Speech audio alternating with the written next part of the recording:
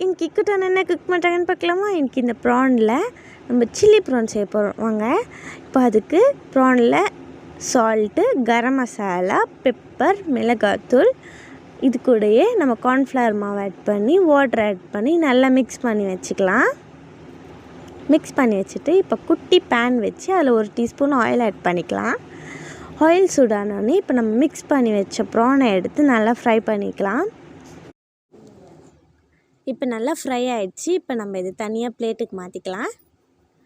மாற்றிட்டு இப்போ அதே பேனில் 1 டீஸ்பூன் ஆயில் ஆட் பண்ணிவிட்டு இப்போ அதில் இஞ்சி பூண்டு ஆட் பண்ணி நல்லா மிக்ஸ் பண்ணிக்கலாம்.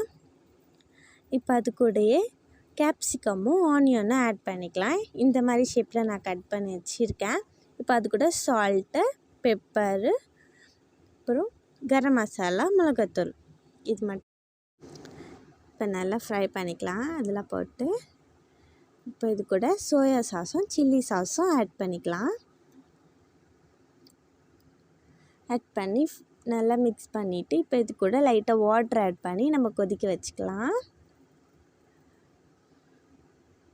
இப்போ இது நல்லா கொதித்தோடனே கார்ன்ஃப்ளவர் வாட்டர் ஆட் பண்ணி மிக்ஸ் பண்ணிக்கலாம். இந்த மாதிரி வந்தோடனே இப்போ நம்ம ஃப்ரை பண்ண ப்ரானை எடுத்து போட்டு மிக்ஸ் பண்ணிக்கலாம். அது 2 மினிட்ஸ் ஆன பிறகு இப்போ அதில் நம்ம கொத்தமல்லி போட்டு இறக்கணுன்னா நம்மளோட சில்லி ப்ரான் ரெடி ஆகிடும். இப்போ இதை நம்ம ஒரு பவுலுக்கு ட்ரான்ஸ்ஃபர் பண்ணிக்கலாம்.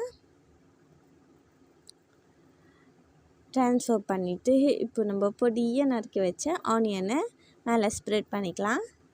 இப்போ இது கூடயே கொத்தமல்லியும் ஸ்ப்ரெட் பண்ணி சர்வ் பண்ணோன்னா சூப்பர் டேஸ்டியாக ஹெல்த்தியான ப்ரான் நமக்கு ரெடி ஆகிடும். நீங்களும் ரெடி பண்ணி சாப்பிடுங்க. பாய்.